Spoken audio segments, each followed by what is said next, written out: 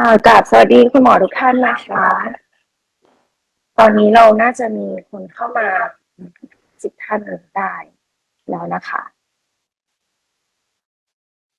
โอเคงั้นก็จะขอเริ่มเลยนะคะวันนี้พลอยนะคะโมนิก้าพลอยมินเกชกุลนะคะจากบริษัท Exacilem นะคะแล้วก็ทีม 3D Sleep นะคะมารีแล้วก็ดรแซมนะคะจากทีมออสเตรเลียนะคะวันนี้Exacilem เรานะคะก็อยากจะใช้เวลาช่วงเช้าวันนี้ค่ะแนะนำโปรดักต์ใหม่ของเรานะคะแล้วก็พูดถึงตลาดเศรษฐกิจการนอน Sleep Economy นะคะซึ่งเป็นแนวโน้มที่วันนี้เราไม่สามารถหลีกเลี่ยงได้เลยนะคะตอนนี้กลายเป็นเทรนด์หลักที่ตอนนี้ทุกคนพูดถึงกันอยู่เลยนะคะซึ่งจากจากที่เราเห็นไปในสไลด์นะคะเราจะเห็นได้ว่าภาวะการนอนกรนค่ะในประเทศไทยเนี่ยสูงถึง 30%ของ population ของคนทั้งหมดนะคะอันนี้เป็น research จากกลุ่มที่โรงพยาบาลในเมืองไทยนะคะที่เขาทำคอนดักเข้ามาเนี่ยเขาบอกว่าคนไทยนะคะกว่า1 ใน 4 คนนะคะกรนเป็นประจำค่ะและมี 10% ของช่วงวัยผู้ใหญ่นะคะที่มี OSA ค่ะซึ่งจะเป็นกลุ่มผู้ชายมากกว่าผู้หญิงนะคะเกือบ3 เท่านะคะแล้วก็กลุ่มเสี่ยงหนักๆก็จะเป็นเรื่องน้ำหนักเกินคอสั้นหรือดื่มแอลกอฮอล์และสูบบุหรี่นะคะซึ่งเราก็จะเห็นว่า Sleep Economy นี้ค่ะจะเติบโตอย่างต่อเนื่องนะคะถึง137,000 ล้านดอลลาร์นะคะในอีก3 ปีนะคะโดยวันนี้เองค่ะตลาดในเมืองไทยเรากำลังตื่นตัวมากๆนะคะในเรื่องของ wellness และ longevity นะคะเราจะเห็นว่า Sleep Health นะคะหรือ Digital Sleep ในเมืองไทยนะคะมีมูลค่ารวมถึง 2,000 ล้านบาทต่อปีนะคะและตัวนี้ค่ะยังคาดว่าจะขยายตัวไป 10-15% ต่อปีในช่วงปีนี้จนถึงปี 2028 นะคะจนณวันนี้ค่ะเราจะเห็นได้ว่ามีโรงพยาบาลและคลินิกชั้นนำเริ่มเปิดเป็น Sleep Clinic และ Sleep Center กันอย่างต่อเนื่องนะคะและทันตแพทย์ก็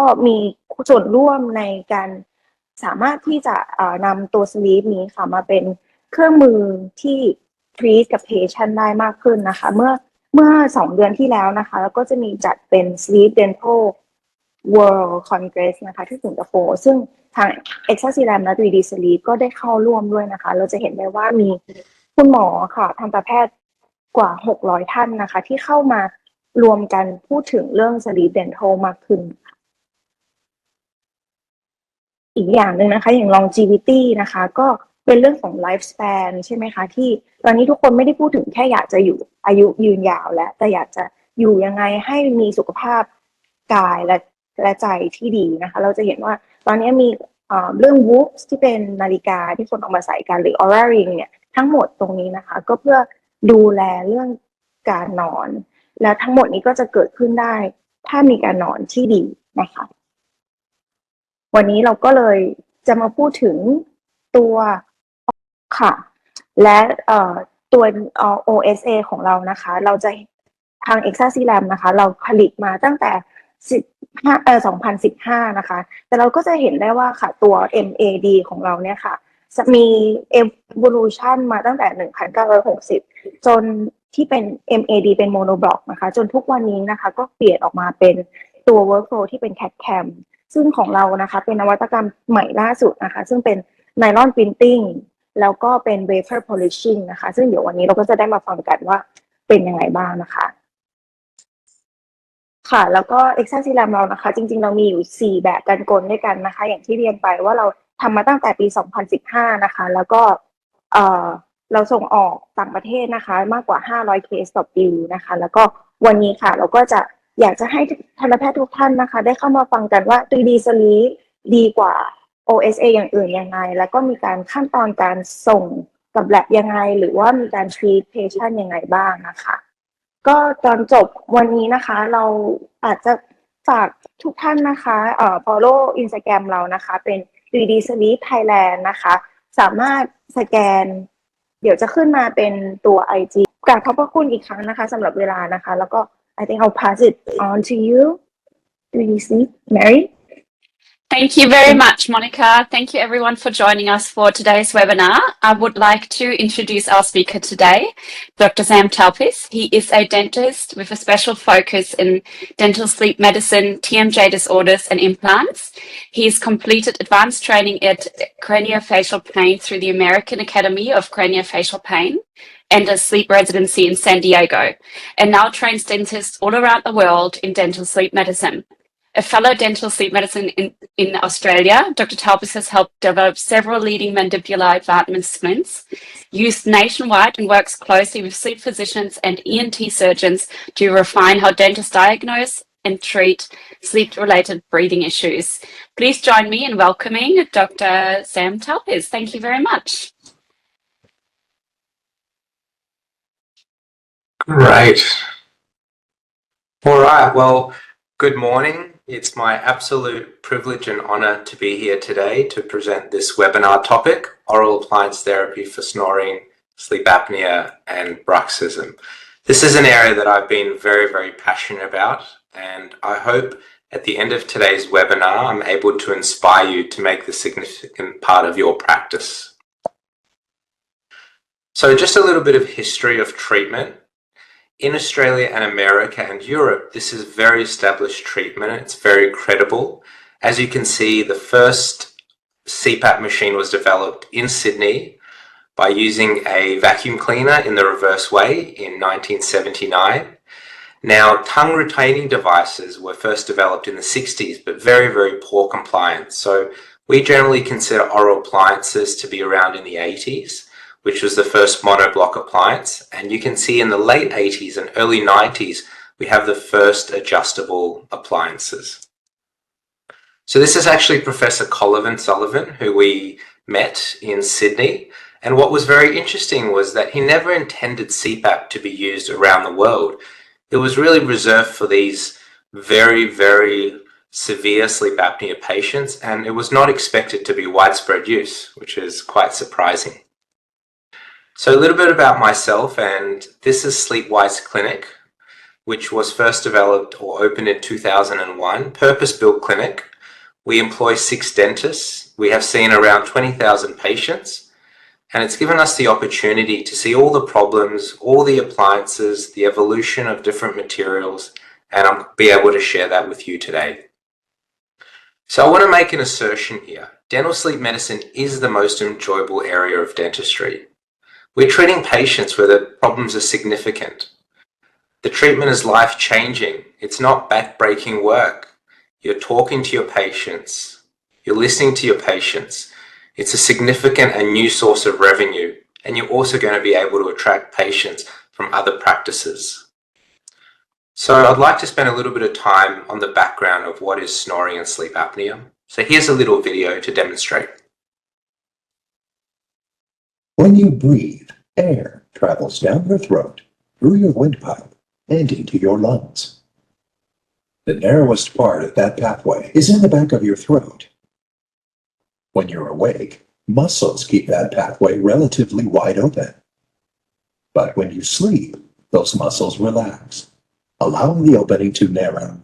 The air passing through this narrowed opening may cause the throat to vibrate. That causes snoring, which many people experience. But in some people, the throat closes so much that enough air can't get through to the lungs. When this happens, the brain sends an alarm to open the airway. Most often, this is associated with a brief arousal from sleep.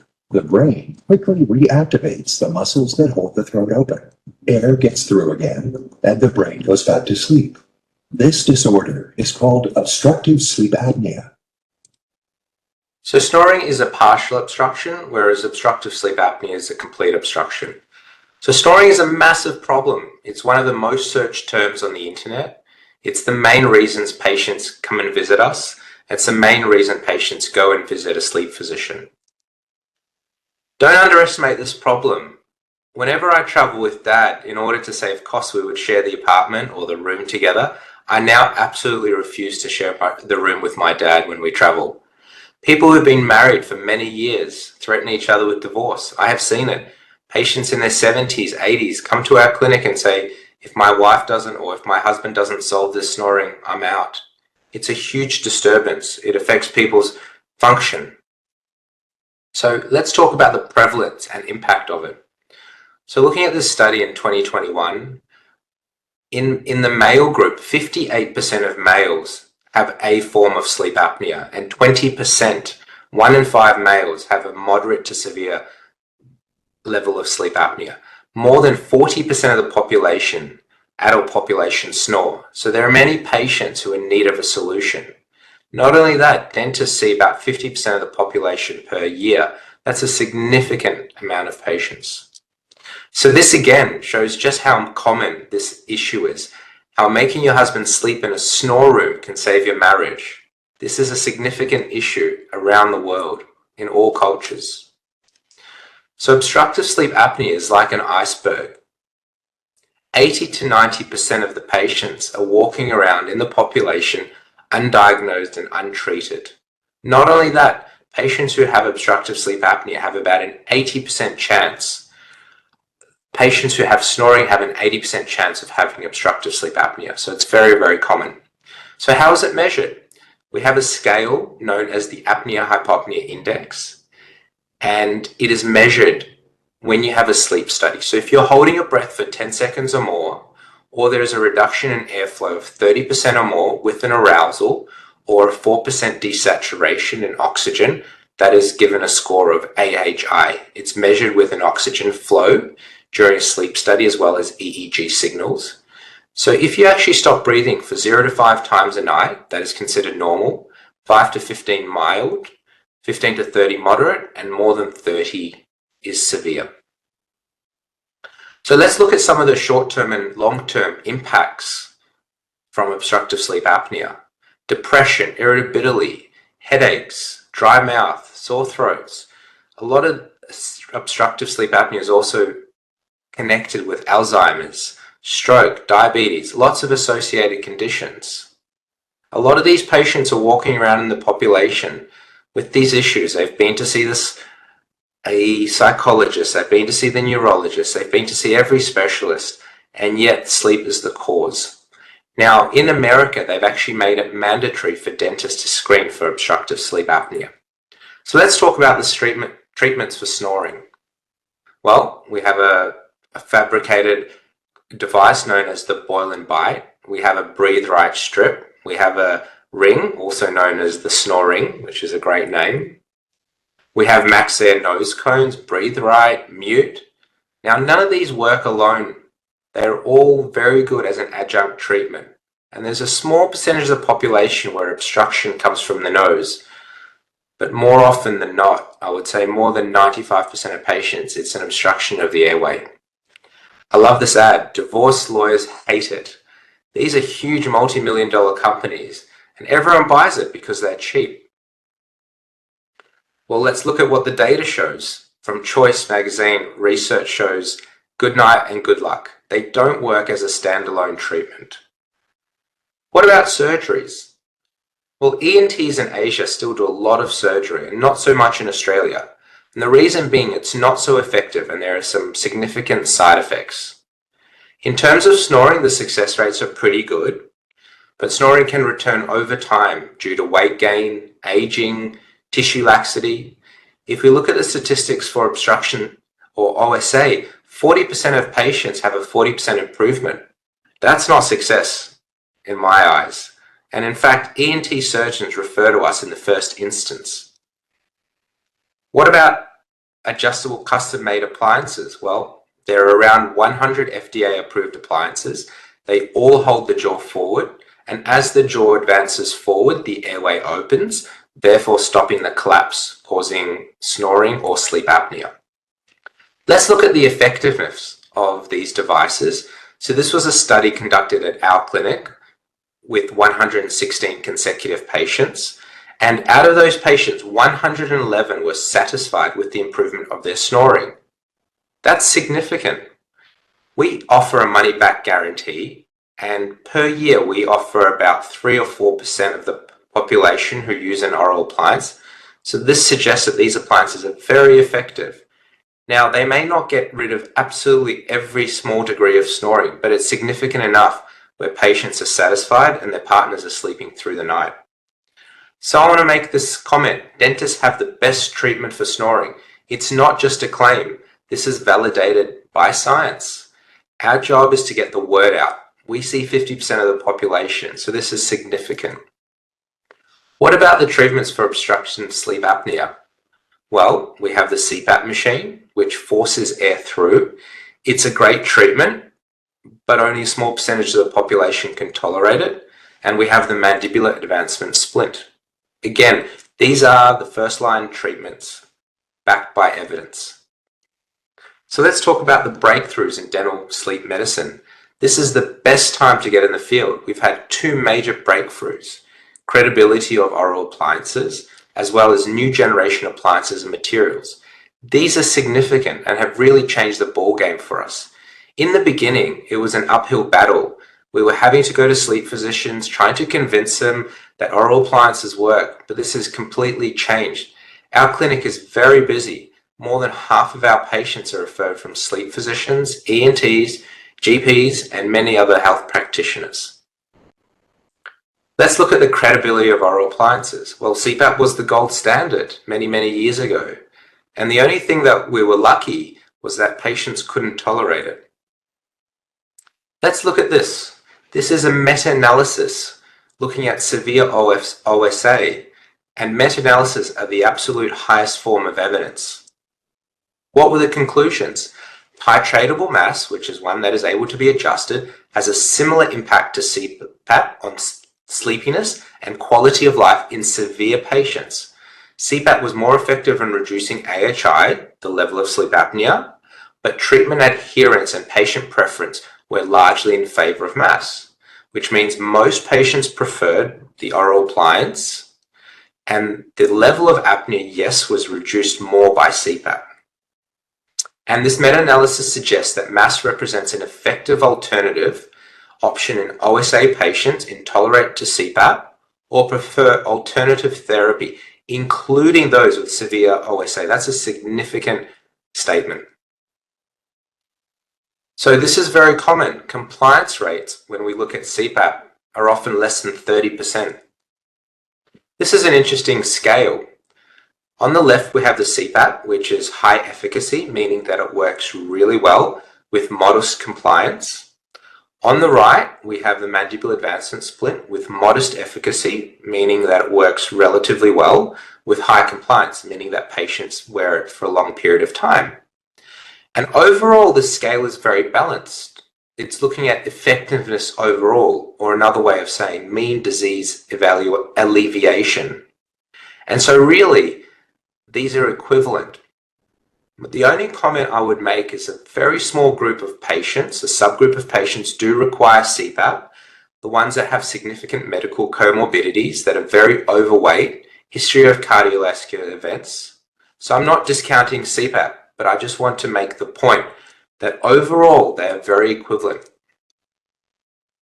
So let's look at this. This is a huge change for oral appliance therapy. In 2015, the peak body in this field, which is the AASM and the AADSM in America, got together and created these guidelines. And let's look at number 3.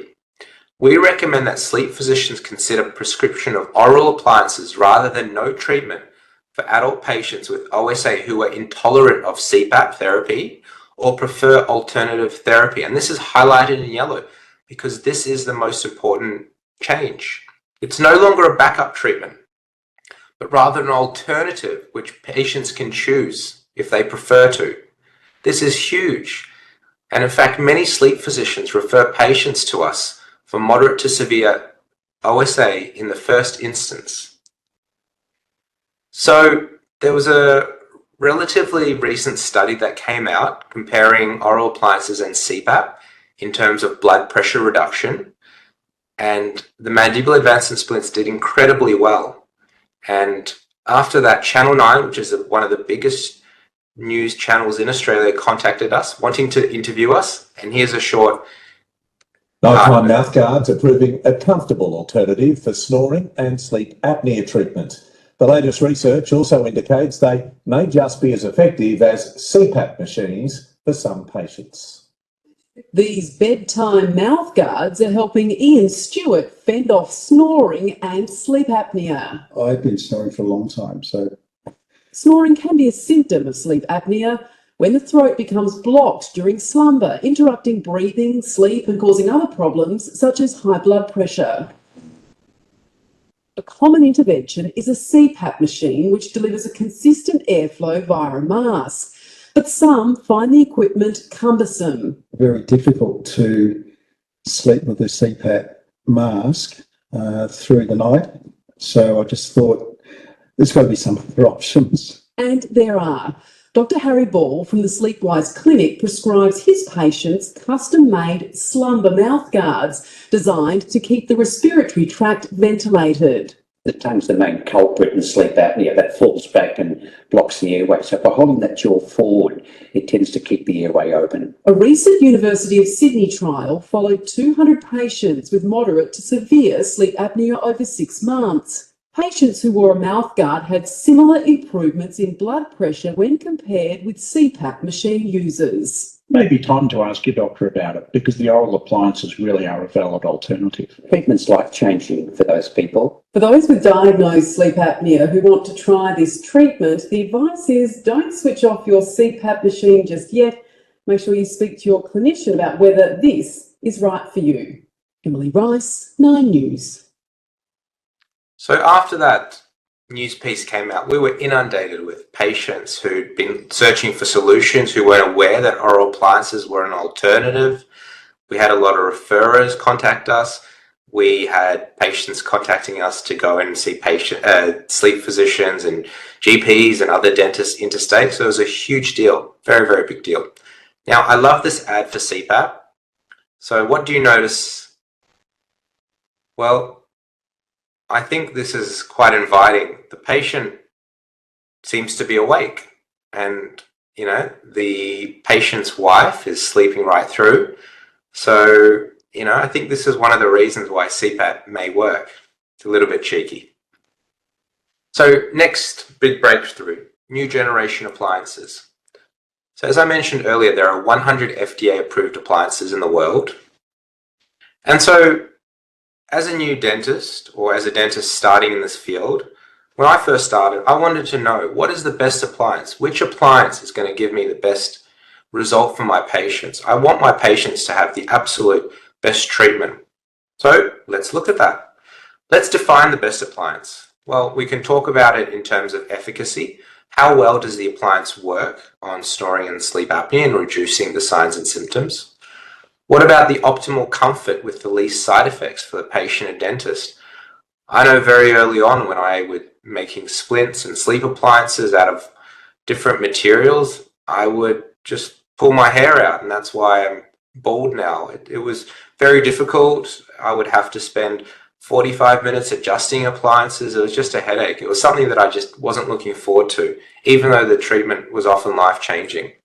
And finally, ease and accuracy of titration. How easy is it to adjust the device forward? How easy is it for me? How easy is it for my patients? So let's compare the appliances. A lot of the companies make claims that there is one appliance that is better than the other, one appliance that is more effective, but the data just doesn't back it up. So Marie Markland, who is a prolific researcher from Sweden, looked at the studies. So we have the white bar, which is the prefabricated, also known as the boil and bite. As you can see, the AHI reductions were not significant compared to the red and the pink, which are custom-made appliances. And when comparing the red and the pink, we don't see significant differences. And in fact, we know that the custom-made appliances offer much better AHI reductions, but there is no difference between AHI reduction between any appliances. They all hold the jaw forward. So let's look at optimal comfort with the least side effects. As we know, compliance is related to comfort. When a patient is comfortable with the appliance, they're going to wear it. And if they're going to wear it, it means that the signs and symptoms will often reduce and resolve. So the brand of the appliance, the material of construction, how's it made, the likelihood for it to fracture, and finally the design, the extensions, management of undercuts, bulkiness, and finally the finish. So let's look at the brand of the appliance. There are 100 FDA approved appliances. So this is an anterior mechanism. It was one of the very first style of appliances, very effective. We find that it keeps the jaw closed. For some patients who like to open their mouth during sleep, this is very effective. It tends to open up the vertical dimension a lot, so patients report dry mouth. Often it's a little bit uncomfortable, and this style of appliance puts a lot of pressure on the anterior teeth and is more likely to cause bite changes. So we were using these appliances 15 years ago, and reviewing the patients, they've had quite significant bite changes with these appliances. We have the side connectors. We have the silencer on the left from Germany, the Emma appliance as well, which was first developed in '93. Much easier to fabricate. They're not very strong. However, they are very slim. So a small percentage of the population who have very small mouths may benefit from these appliances, but we tend not to use these, and they're not very popular amongst the experienced users. We call this the lateral fin design. The dorsal, also another brand competitor, which is the Somnomed. So the most experienced users and experts use this in Australia. Not so much in the US because of Medicare until recently, where it was changed. It's the only device in the world that is not joined together. So it allows the patient to open the jaw. It's very comfortable, and it's good for low retention cases. Any other appliance in a low retention case will be pulled off as soon as the patient opens their mouth. So this is the nylon dorsal. We've used this for more than 6 years at our clinic. Barely any fractures or any other issues. I use this and recommend this almost 100% of the time. Every appliance has pros and cons, but overall, in my clinical opinion, this is the best appliance. This is the best appliance that you can make for your patients. And as I mentioned, virtually all the experienced users in Australia use this nylon dorsal. So how do we adjust it? Well, with your pack, you will receive these tabs or spacers, and you receive a screwdriver. And actually, we ask our patients to titrate or adjust the appliance at home. You pop the screwdriver in, you fold it backwards, and you push gently, and the titration tab will come out, and they are numbered. There is no left or right tab, so they're very easy to use. We usually demonstrate this for our patients in the fitting visit, and then we ask the patients to do this themselves at a rate of 1 adjustment per week, and we ask the patients to come back after about a month. So it's very easy and simple to adjust. So let's look at the material of construction. We tend not to use laminates. They're generally not fabricated as much nowadays just because of the strength. So the most popular appliances are acrylic and nylon. So let's look at acrylic. The problems: it's brittle and prone to fracture. It's stronger than a laminate. However, it needs to be thick. It needs to be thick so it doesn't fracture in the mouth. Therefore, it can be obstructive. Fracture can be an extremely serious adverse event. I can't remember just how many times it happens on a regular basis when we were using acrylic. It's a matter of time before this type of appliance will break as it develops microfractures. I would say 30 to 50% of patients have moved on to their second appliance with acrylic due to the fracture rate. So this is an email that a patient wrote to us when we were using acrylic. I woke up last night choking on a bit of plastic in the back of my throat. I was completely freaked out. I'm very angry that this occurred, and now I'm very worried about wearing an appliance. This would happen multiple times per week at our clinic. And that's the problem with acrylic. And I'm surprised that no patient has aspirated, but this is very much a risk. And that's the big problem with nylon. Because it doesn't break, we can't charge for a second appliance. So these are some of the fracture patterns. The wing would break, the mechanism would break, and these are generally the weak portions due to the screws and the length of the lever. So what about nylon? Well, we came across nylon many years ago in America, and we'd heard all these claims that they're thin, they don't break. And naturally, being quite skeptical, we didn't believe it, so we had to see it for ourselves. And we tested it, used it on our own patients in our own clinic. We were totally convinced it was absolutely revolutionary for us. And then we decided to commercialize it for other clinicians. So how is it actually made? Well, a lot of dentists say, can I do this in my office? It's not a desktop printer. It costs about $1 million for the setup. It's a long process. It's not a hit button and print. It takes longer than acrylic, but it creates an incredible appliance. So often when I have this discussion with my patients that it's 3D printed, they ask, well, doc, why isn't it cheap? It's just you click and print it. And so I have to go through the process that it takes a very skilled technician to design it.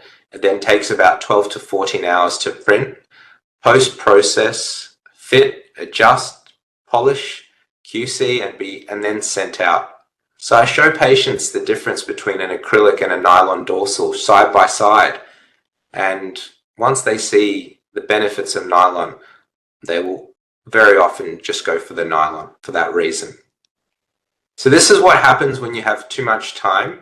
You start doing these experiments. So Harry and I decided to, those experiments, will it blend? Well, this is where will it break, comparing a nylon dorsal and an acrylic dorsal. Let's have a look at the results.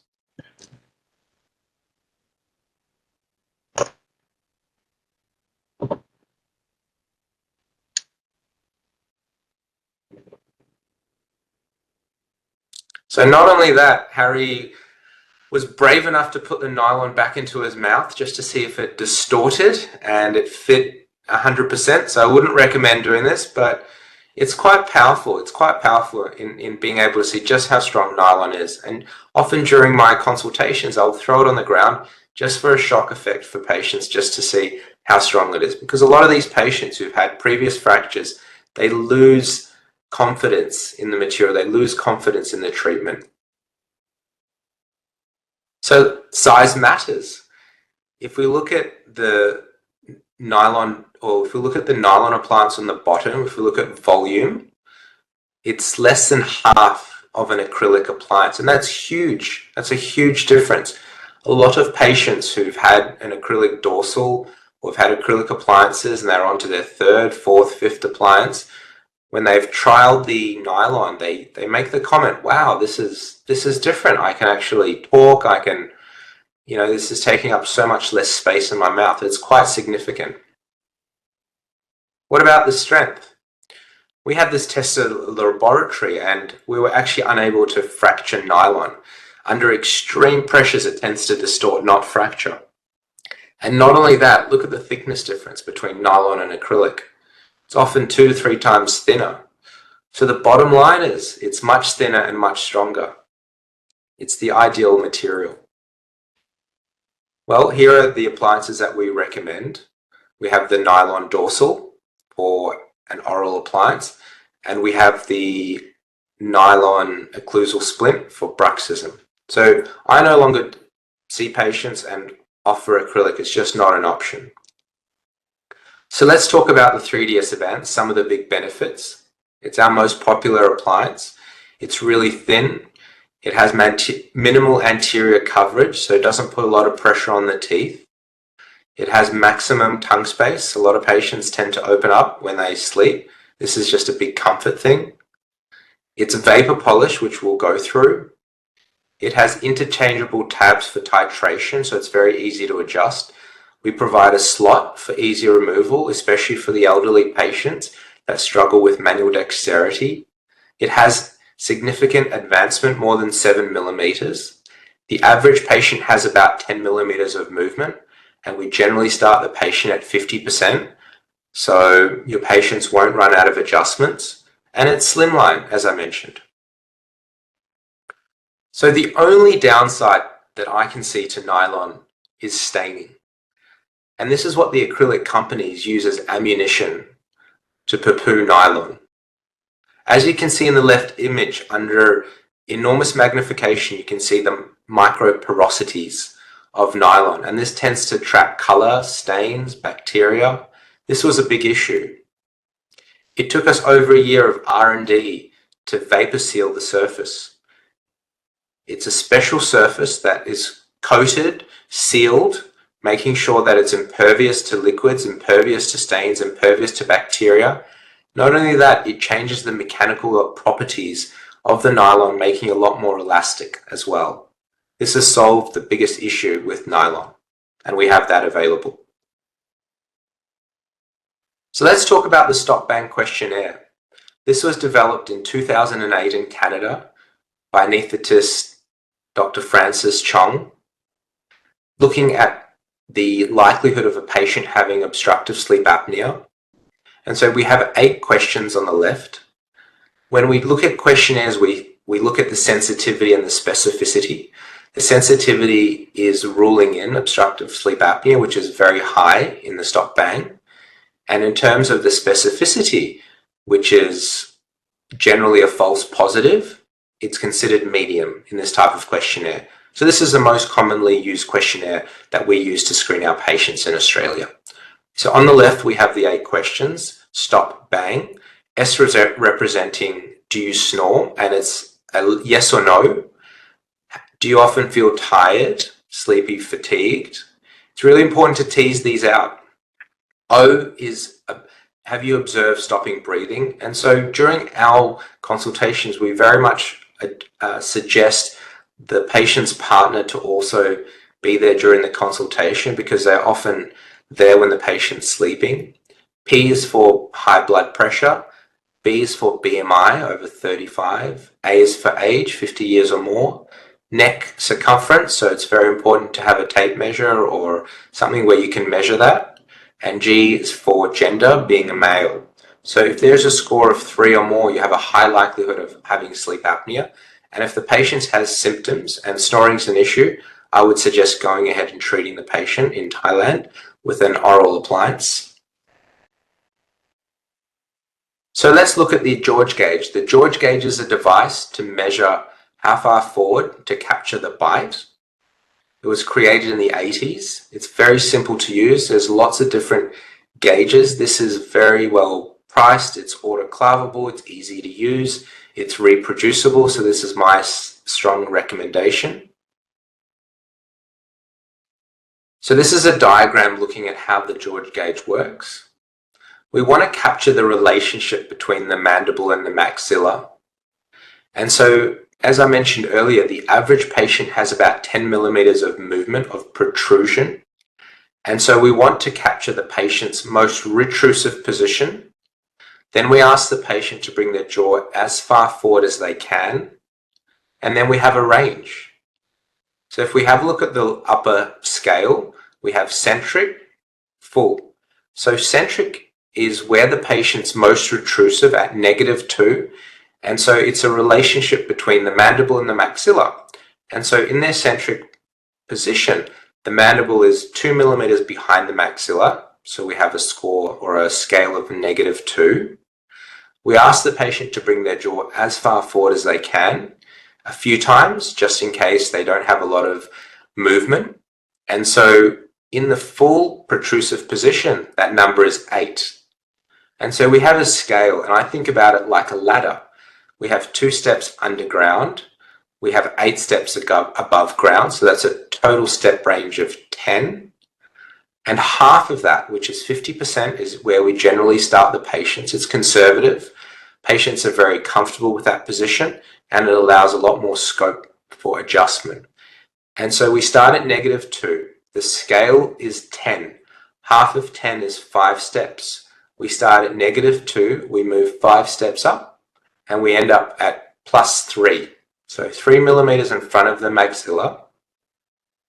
We then, on the George gauge, screw it to +3, and that's where we take the registration. That's the information that gets sent to the laboratory on how far forward we protrude the lower jaw. And then we register the bite. Whether you're traditionally using PVS, I would leave the George gauge in the mouth so the patient doesn't move and squirt the PVS.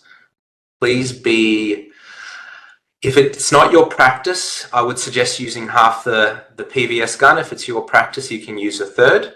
but be very generous to stabilize the jaw. And if you're scanning, the same concept, put the George gauge in the mouth, scan one side. You can scan through the George gauge without having any material through. If you feel like you need some more stability on the George gauge, you can use some PVS material in the anterior section. Okay, let's look at the fitting visit. Once you've ordered your appliance, you're excited, the patient's excited, you've received the appliance 3 days before the fitting. So here are some general principles. These are just habits from the days of acrylic, where there would be frequent issues. Nylon has really changed this. Very rarely do we see any issues. So labs are excellent at QC. Very rarely do things get missed. So let's look at some of the general principles. Make sure that the appliance fits on the model. The only comment that I would make is patients have waited for these appliances for usually 2 weeks, sometimes 3 weeks. And so it's a significant investment in time and energy from the patient. So you want to make sure that you get this right. Make sure that the thickness is minimal and even. Check with a caliper. Make sure that the protrusion follows the registrations and the midlines. Make sure that the lab has followed instructions with the undercuts, elastics, areas to avoid. If the patient is having dental work or is having implant crowns, I often get asked the question, well, if the patient's needing treatment, do I make a device before or after? And the answer to my question is, most patients are often having fillings done on a regular basis every year. So unless it's significant full mouth rehabilitation, veneers, multiple implants, I would make the appliance and adjust it later. And you can also inform the lab to make space or block out any particular areas. So once the patient's in the chair, we've fitted the device, we want to make sure that the midlines are correct. If for whatever reason you use a large scanner and you've bumped the patient when taking the scan, this is the time to check. It doesn't mean that the midlines have to be aligned, but it just means that the midlines have to be reproducible from the scan or from the patient's current position to where the appliance is put in the appliance. So as you can see here, the lower incisor is in the middle. And if you've put the appliance in and it's shifted half a tooth or a tooth, I would then remake the appliance. That's too much of a change. It's often not often an issue doing this. Make sure that the appliance is not too far forward or too far backward.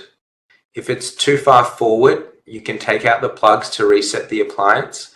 We want to make sure that the appliance is not too far forward because it may cause some discomfort and pain for the patient and they may not continue treatment. So look out for this one.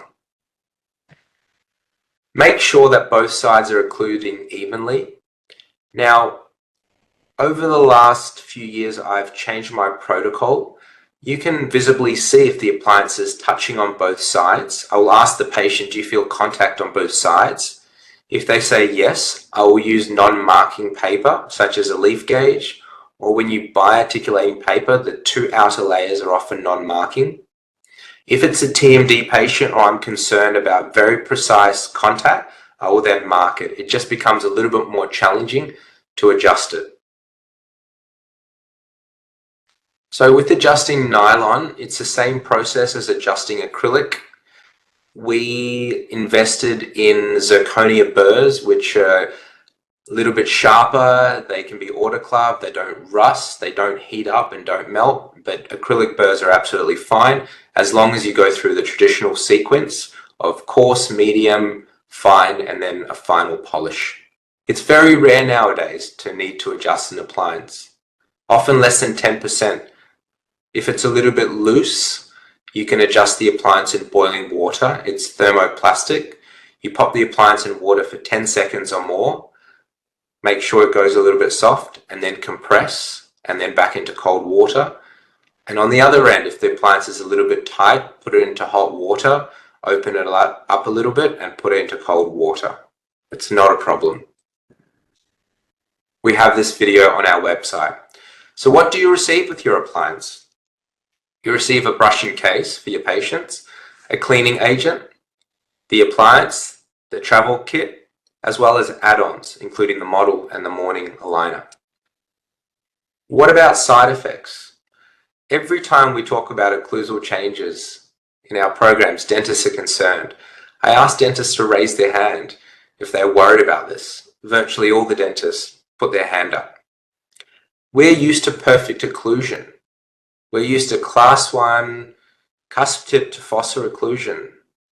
But we need to wear a different hat. We're treating a medical condition which is often life-changing treatment for patients. Teeth don't need to fit perfectly together. This is a myth. If you look at TMD experts like Jeff Okerson in Kentucky or Danielle Manfredini or Ramesh Subramaniam, there is almost a zero or incredibly weak correlation between occlusion and TMD. Patients can chew fine. They need contact. It's not a problem. For most patients, a change in a bite is not annoying. It is not a risk to oral health and does not require further dental treatment. I'm not saying brush over this. I'm not saying don't mention this to patients. Mention it. This is part of the informed consent. But the conclusion is it's not a problem long term. We've treated patients since 2001. We have sent 3 patients off for orthodontics in the last 20 years.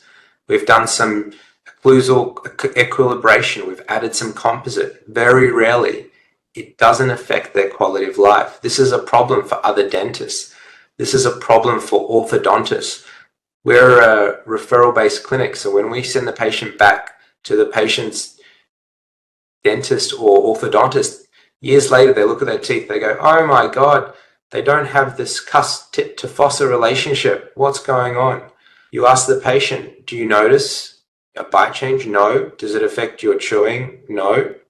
So what's the problem here? The conclusion is vast majority of patients with occlusal changes do not want to stop using mandibular advancement splints. That's the reality. We have patients who've been treated with an oral appliance for severe sleep apnea who after 10, 15 years have had a bite change. And we have that conversation. Mrs. Jones, you've had a bite change. Your teeth are no longer contacting as per usual, as per they were. Is it a problem for you? No. Do you want to stop wearing the oral appliance? No. I can't sleep without it. It makes such a big difference to my quality of life, to my sleep. There's no way I'm using a CPAP or using anything else. We need to consider this when treating these patients. We have some strategies in order to reduce these bite changes. This is called a morning repositioner, morning aligner. We ask the patient to bite down before making or fitting the appliance into centric occlusion or maximum intercuspation position. We then put the morning aligners on our website, and you receive this with your kit into boiling water. We soften it up, we get the patient to bite into their position, and we form this little cowboy hat. And what it does, it puts the patient back into their habitual bite after wearing the appliance.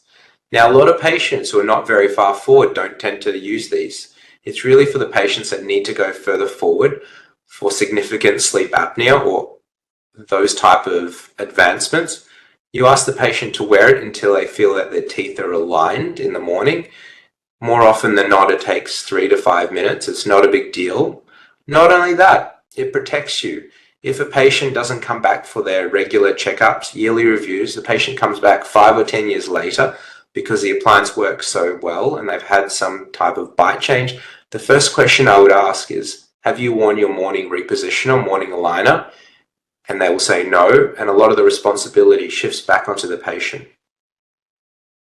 So what are some of the other techniques? Well, minimize mandibular advancement. There's no need to go so far forward. Some other companies recommend starting the position at 70 or 80%.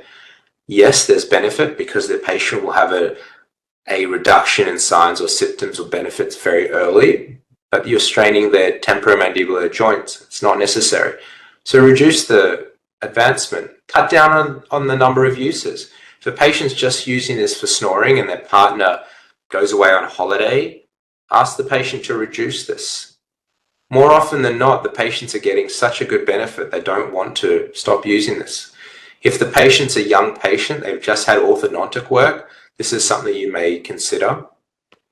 What about temporomandibular symptoms? It's a very controversial area, but the bottom line is very small numbers. Most of these patients have gone too far forward too quickly. Their bite has been taken incorrectly, but it's all transient. As I mentioned earlier, Jeffrey Okeson is an absolute godfather of temporomandibular disorders. He started in 1970 at the University of Kentucky as an orofacial pain clinic, and they looked at the incidence and prevalence of TMD in patients receiving mandibular advancement therapy for OSA. And what was the conclusion? Well, the use of MAS may lead to development of TMD in a small number of patients. Nevertheless, these signs are most likely transient. So they go away, and they usually go away very quickly. Patients with pre-existing signs and symptoms of TMD do not experience significant exacerbation of these signs and symptoms with MAD use. Furthermore, these actually decrease over time. That's interesting. A lot of patients with disc joint issues where the disc is displaced can often, whether you're subscribed to the belief of, recapturing the disc, but a lot of these clicks and issues do tend to dissipate over time. And if patients do develop a TMD, which is transient, reassure the patient that's very transient, it's not a big deal, stop wearing the appliance or move back. You don't need to go so far forward. Maybe take some anti-inflammatories, and all these patients will continue use. My strong recommendation is once you've done treatment, tell the patient that they can come back to the office anytime, any issues. This way, if anything develops, they'll come back and it can be solved very easily. This concept of go hard or go home, or the further forward the better, these are old misconceptions, and in fact they can cause more harm than good. What about bruxism?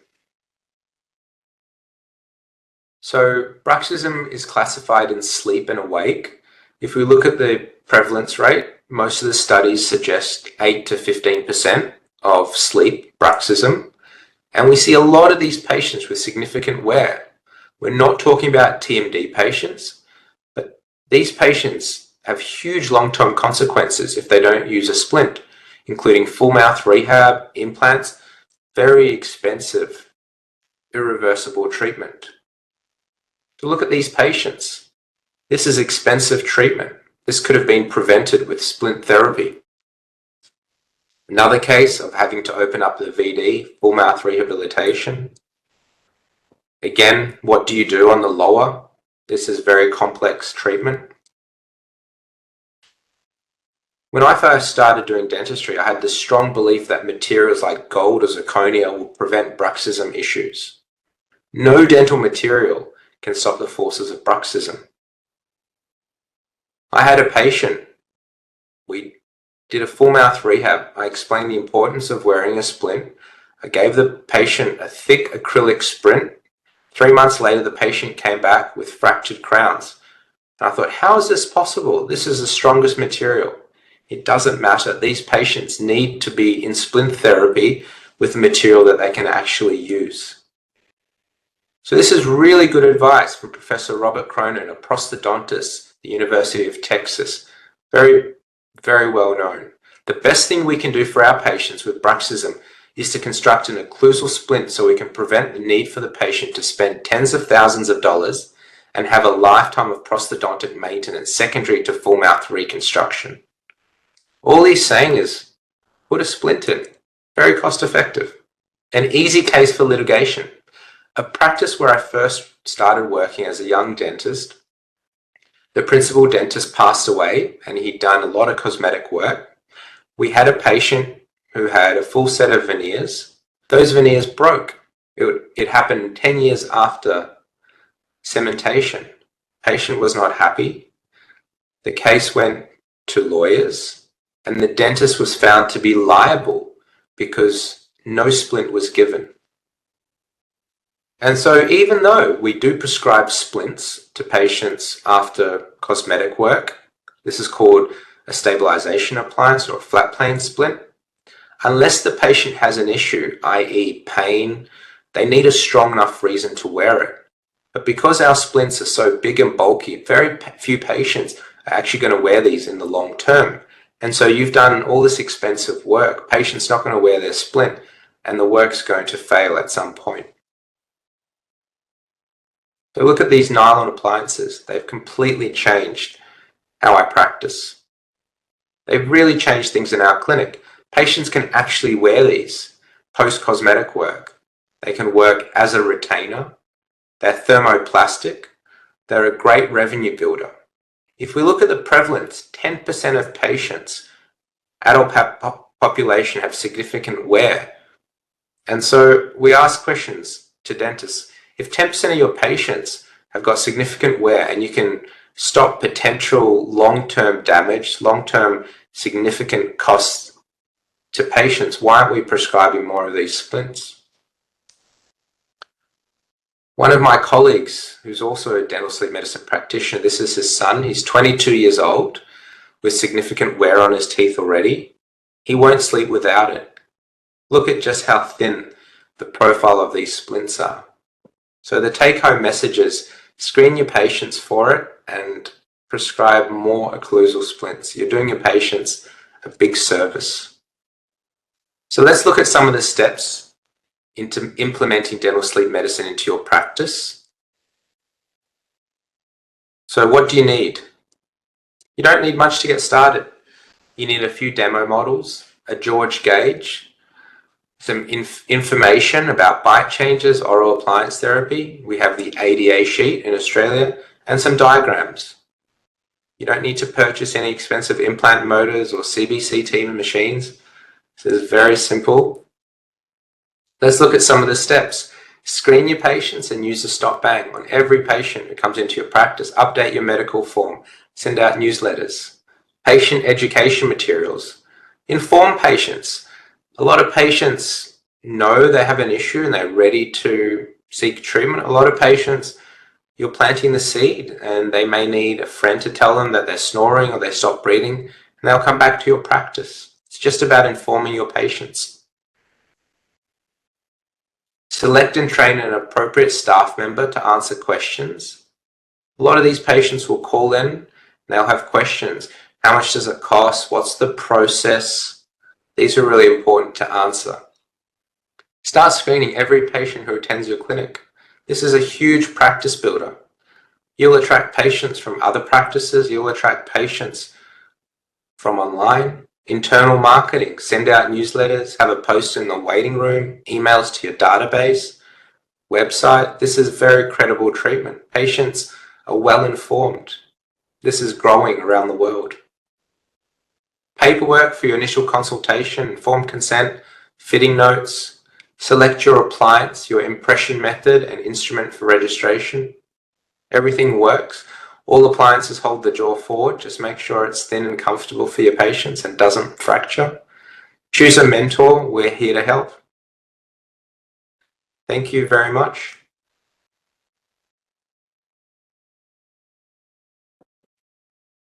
We have some questions. I'd be happy to answer them. Thank you so much, Dr. Sam. Some questions here. So I will stop sharing. So, does the appliance affect with jaw position in class 3 open by patient? Is it affected? Sorry, if you could ask that again. Does appliance affect with jaw position in class 3 open by patient? Is it affected? Yeah, good question. So with class 3 patients, they're already class 3. They're already aware that they have potentially a malocclusion, maybe, maybe not. That doesn't change for me. If it's a significant enough issue for the patients, I inform them. I go through the usual process and protocol of talking about bite changes, but it's not any different. The appliances are not less effective in a class 3 patient. Okay. Another question from Dr. Tony. How should we decide to advance or retool the jaw according to what the patients tell us? Yeah, very good question.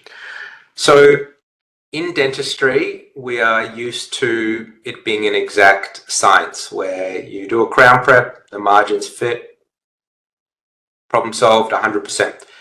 Because sleep apnea and snoring is very much a biological issue with anatomy, with other non-anatomical factors, you're a bit of a detective. It's more of an art.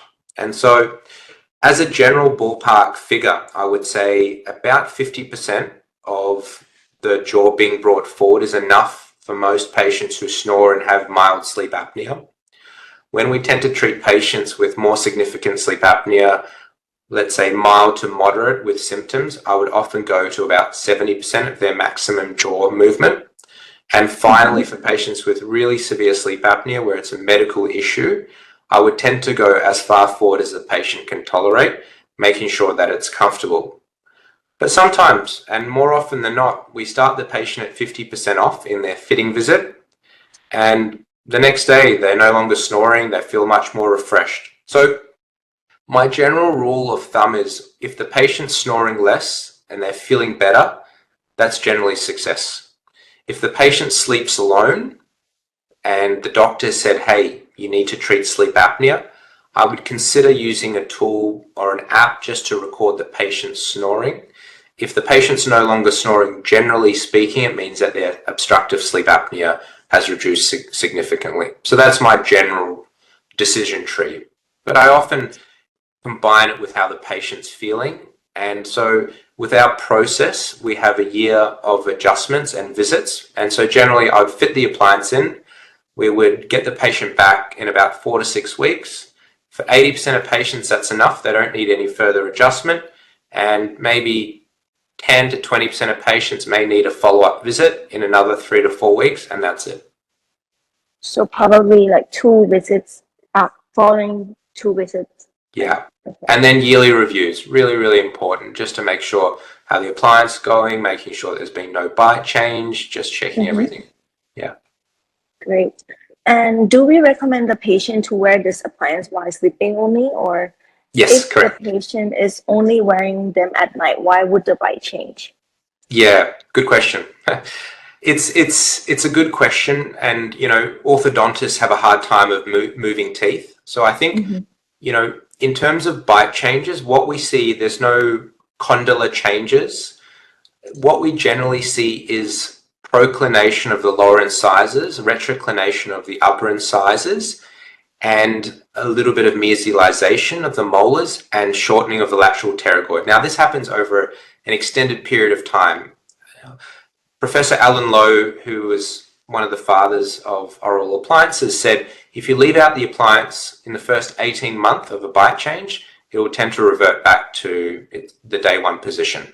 So the bottom line is bite changes happen. They're generally not significant. I think the bite changes happen just because of the forces that we're putting on the jaw.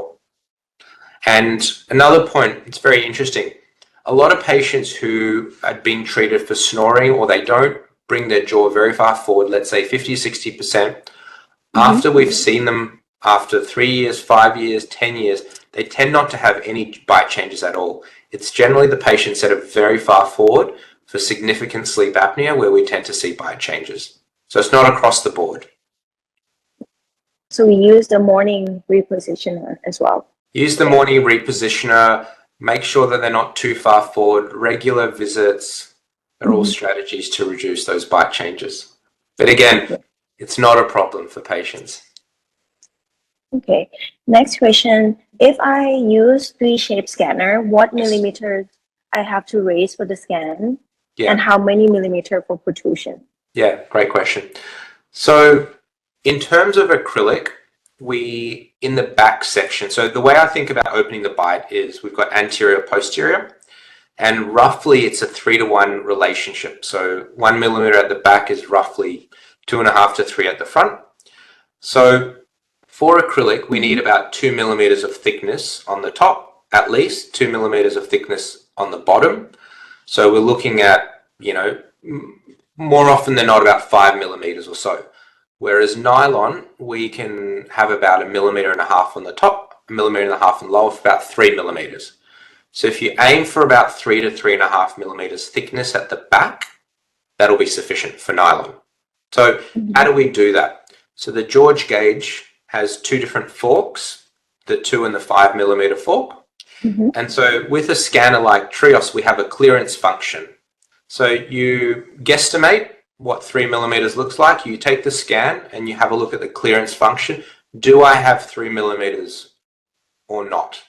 If you have 2 millimeters, increase. If you have 5, decrease. If you're around that 3 to 4 mark of posterior opening, that's sufficient. The lab can virtually digitally reduce or increase that slightly. So I use the 5 millimeter fork, which is the white one, and I trim it down a little bit so I can get about 3 millimeters in the back. Okay. Okay. Another really important point. So as dentists, we are trained to, a lot of dentists are trained to take a closed bite for bruxism splint. And so when the lab receives the closed bite, they open it up on a virtual articulator. Now, everyone's jaw relationship is different. Everyone's length here is different. And so the fulcrum completely changes. So the lab is artificially opening the bite for a closed bite, and sometimes it doesn't fit because that's very different. So my recommendation is when you're taking an occlusal splint bite, take an open bite with a leaf gauge or a cotton roll or something. Then you're reproducing the opening in the patient and sending that to the scan, to the lab, and therefore the lab is not adjusting that. And in the back, we only need about 1 millimeter to 1.5 millimeters. It'll make your fitting very much trouble-free and stress-free. Okay, and do ขอให้ทีมงานสรุป Yes, so we will make the translation into Thai, including the bite registration and the intraoral scans, guide and tricks from Dr. Sams, and put it in Thai for you guys. เดี๋ยวจะแปลให้นะคะเดี๋ยวทางทีม Extra Serum จะแปลเป็นภาษาไทยให้นะคะ Can we use MAD in growing patients? Yeah, so MAD is for adults only. So, you know, and again, the conversation is, when does growth stop? You know, you know, I practice sleep and implants. And so I often get this question, you know, I'm not comfortable in placing implants in generally patients younger than 25 because of facial growth. But again, this is the discussion that you need to have with your patient. If the patient's 18, you know, has significant sleep apnea, not functioning, can't tolerate the CPAP, well, that's a conversation that you need to have. And in those cases, I think it's very justified having an oral appliance. So for me, it's, you know, again, 18 minimum, but preferably a little bit longer. Those type of patients are probably the only group of patients where I would consider sending them to have surgery, and not soft tissue surgery, but MMA surgery, where they're breaking the jaws, bringing everything forward, because these patients are going to have a lifelong oral appliance therapy, you know, wearing these devices. And if the orthodontics and surgery is going to improve their facial appearance, so often in retrognathic patients, then I may consider that. Great. Next one, how to measure the distance of mandibular advancement and bite registration with intraoral scanner? Yeah, perfect. Discuss. Yeah, so with the George gauge, which is, again, not the only type of registration method, but the one that I find is the most predictable, it's the most cost-effective, it's easy to use. We do this without the scanner. So we pop it in the mouth, there's a scale of negative and positive, and we ask the patient to retrude their jaw as far back, as far forward, and then we have a range. And that's my range. So as I showed earlier, -2 + 8, range of 10, we start them at +3. So outside, I will screw the George gauge to +3, which means the mandible is 3 millimeters in front of the maxilla. I pop the George gauge in, and now I scan at that position. So now the lab receives that position of where you want to start the patient, which is roughly 50%. Okay. Next one, when would you generally recommend the patient to repeat the sleep test after wearing the MAS? Okay, good. So as far as I know, in terms of the regulations in Thailand, the patient, you're more than, capable of treating the patient with a stop bang questionnaire. But if the patient has had a sleep test, I think the dynamic has very much changed, where earlier on, we're looking at sleep tests, we're looking at numbers on a sleep test, and we want those numbers to be very low. Now, a lot of the data has shown in terms of long-term outcomes for the patients, it's really not there. So patients who've got mild to moderate sleep apnea, it's really about quality of life. We're not looking at numbers, we're not wanting those numbers. So if the patient's wearing an oral appliance and they're feeling good, snoring less, functioning well, that's success. There's no real benefit in having a sleep test. However, if there are other patients with significant medical comorbidities, cardiovascular, have had a history of stroke, heart attacks, yes, those patients, the data does show their risk factors should be lowered. So those patients we would recommend having a sleep test. And if you're working with a medical doctor, I would suggest that the medical doctor does the sleep test, or if it's allowed, for you to do the sleep test and then refer the patient on. And again, this is not going to be your typical patients that you see in your practice. Your typical patients are going to be wanting treatment for snoring, or they've been referred because they can't tolerate CPAP. You want to make sure that snoring is a reason to be treating the patient. If you ask the patient, how do you feel? I feel a little bit tired, sleeping. Is snoring an issue? No. Do you snore? No. Then they're not. There are lots of other reasons for tiredness, not just sleep apnea. Would you recommend the PSG or HSAT? Yeah. Two schools of thought. I think the PSG, which is polysomnography done in hospital, it has its benefits. It has its benefits where patients may have other sleep disorders such as parasomnias or other sleep movement related disorders. I think as dentists, we're not trying to diagnose the patient. We're just wanting to make sure that the patient doesn't have a significant form of sleep apnea. We want to make sure that the oral appliance is safe for the patient. So we really want to rule out severe sleep apnea or significant sleep apnea. And I think HSATs, home sleep testing, are good. I think some level 3 tests are great, like the Watch Pat, there's Night Owl, there's other ones. So these are really good screening tests. And, if you rule out severe sleep apnea, you can be pretty sure that you're not treating a significant or serious medical concern, and you're treating the patient for symptoms. And now if the patient has severe sleep apnea and is young, doesn't have a lot of medical comorbidities, and you've got a good relationship with the sleep physician, maybe go ahead and make an appliance. Even though the guidelines have changed in 2015 in saying that you can treat a patient with CPAP, with an oral appliance in the first instance, I think it gives you some safety net, but also you want to make sure that the significant patients are also medically managed well as well. So for example, we have patients with significant sleep apnea, severe sleep apnea, who don't want a CPAP, and we have a relationship with the patient's GP, sleep physician, and they know that they'll be managed by us well, and then we will refer the patients back to them for another sleep study.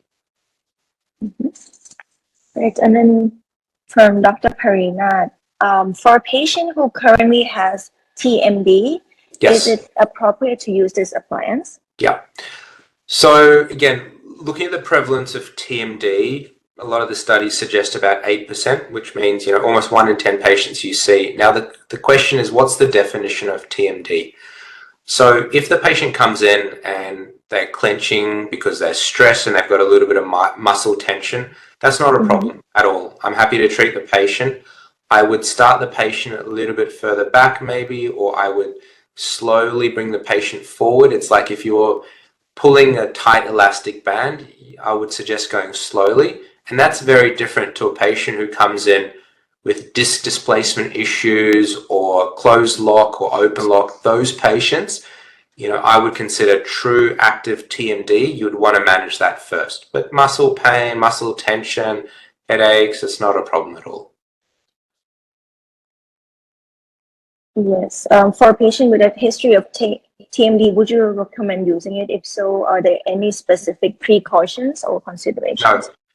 As I showed the study earlier, there's absolutely no contraindications, and in fact, a lot of these patients tend to get better with oral appliance use. My only comment is don't start the patient too far forward too quickly. That's when things can be exacerbated.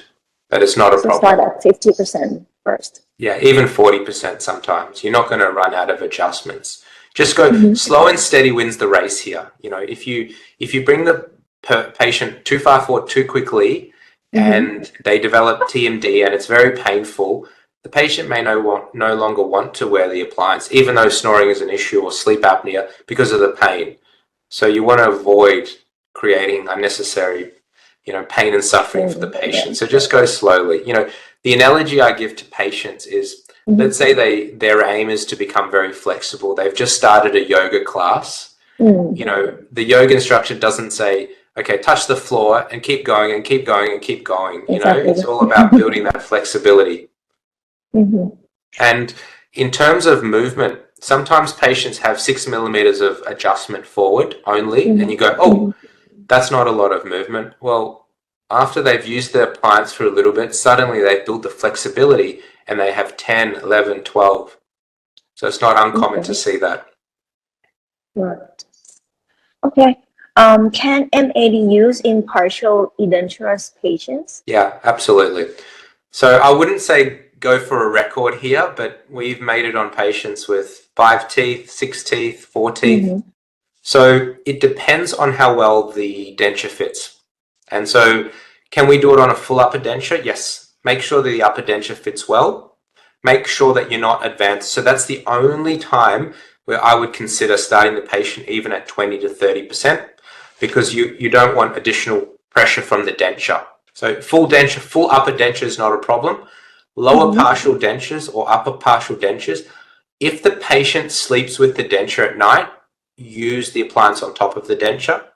If the patient doesn't sleep with the appliance, but it helps with undercuts and retention, I would consider making it on the denture.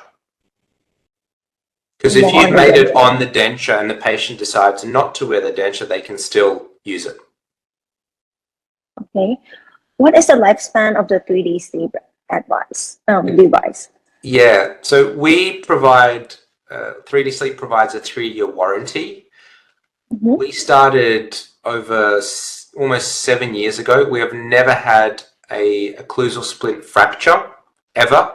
We've had a very, very, very, very small handful of patients with the sleep appliance. The wings distort out and very rarely fracture. A handful of cases out of more than 10,000 appliances. Sometimes the force in the mouth is just too much. So if you have a patient that's snapped all their zirconia crowns, all their gold crowns, when you submit your lab form, there's an option for bruxism. And so all we do is reinforce the appliance, make it a little bit thicker, which is still thinner than acrylic.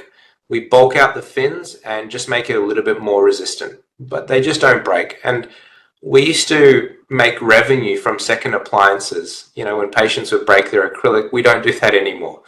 So revenue's down, but patient, comfort, experience is great. So, I would say you can comfortably say we would expect these to last 5 years or more. Unless you're having major dental treatment, major rehab, you can always adjust it. If you're having a crown, you can adjust the inside of the appliance. It's not a problem at all. Often patients love it and they want another one as a spare, because when they lose it, if they're in a hotel room or they can't sleep, So 5 years, you say? I would expect it, plus. Plus. Okay. So do you have any experience with nylon perforation? And what would you suggest further? Yeah. So in small cases where they have a plunging cusp or a very steep curve of speed, you can increase the vertical dimension to allow over the last tooth, but it sometimes becomes too thick. So what we do with our occlusal splints and sleep appliances is to stop over eruption. we only extend it to the, let's say, mesial third of the 7 to keep the vertical dimension down. Sometimes if we have a cusp tip that's very low, we might ask the lab to make a hole in the appliance to make it much thinner. But this is not a problem, it won't break. The only time, as I said, we've never had a fracture of occlusal splints. If you start to grind the appliance for occlusion, if you've taken the bite incorrectly, you may get a perforation, but it's not a problem. If you have a hole in acrylic, the whole appliance may break, whereas it's not a problem in nylon.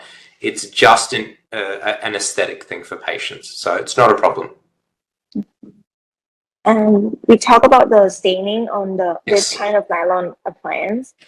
Does the lab take care of this problem before sending out? Yes, so the appliances are now vapor sealed as standard. So we do not have the stain once we do the vapor. As long as you're not, again, if you're making a slight little adjustment on the inside, it's not a problem. But if you're having to grind the whole appliance out, for whatever reason it's not fitting or which doesn't happen, then you're essentially breaking that seal. So I think this is our advantage as well, is our vapor polishing with 3D sleeve, right? Yes, okay. Correct. And can the 3D sleeve device be repaired? Can it be repaired? It won't break. So yes. So no, because it won't break. Okay. Yes, I think that is all the questions.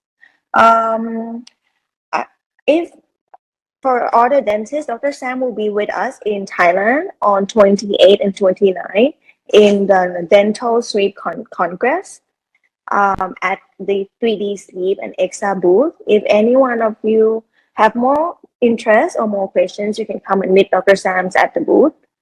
Yes, we will send the link out as well for the information of the booth. And I think that is all. Oh, last question. How many times can the 3D sleeve be immersed in hot water to readjust its retention? Yeah. So the melting point of nylon is well over 170 degrees. So boiling water is not going to damage it at all. So, and when I say boiling, it has to be boiling. You have to be seeing bubbles. So it needs to be very hot. You put the appliance or the area of the appliance that needs to be adjusted in hot water for about 10 seconds. Then it becomes quite pliable and soft. And then you either compress it or open it up, cold water, and that permanently deforms or locks that position. If you find that that's too loose or too tight, put it back into boiling water. Keep the patient's model because that's always a reset. So you can do that multiple times. Let's say, for example, a patient, you've made an occlusal splint, the patient has only 6s for whatever reason. They've needed them to be taken out, and a lot of the retention is on the 6s. And now the appliance is a little bit loose. You put it into boiling water, compress it around the premolars. Now it becomes stable around the premolars. And the appliance is now very sturdy. Great. And I think for the 3D sleeve, we will have a separate lab sheet to order the devices. สำหรับคุณหมอทุกท่านนะคะที่สนใจตัว anti snoring 3D sleeve นะคะก็จะมีเป็น lab sheet แยกนะคะสามารถติดต่อที่ AE ได้เลยนะคะเราจะมีเรื่องทั้งหมดที่เป็น add on ที่คุณดร. แซมได้พูดถึงไปนะคุณหมอสามารถติดได้แล้วก็เรื่อง Bruxism ก็สามารถติดเข้าไปในนั้นได้เลยนะคะก็ติดต่อทาง AE ได้เลยนะคะก็อีกอย่างหนึ่งคือตัว 3D sleeve นะคะเป็นสินค้าที่ส่งมาจากออสเตรเลียก็จะมีระยะเวลาการรอหลังจาก approve เนี่ยประมาณ2 อาทิตย์นะคะ Yes, so I think that is all, and thank you very much for all the dentists who participate with us, and thank you, Dr. Sam and Mary. Yes. Thank you. Thank you. And also, please don't forget to scan the QR code and follow our IG for more information and the lucky draw. Thank you, everyone. Thank you. Thank you.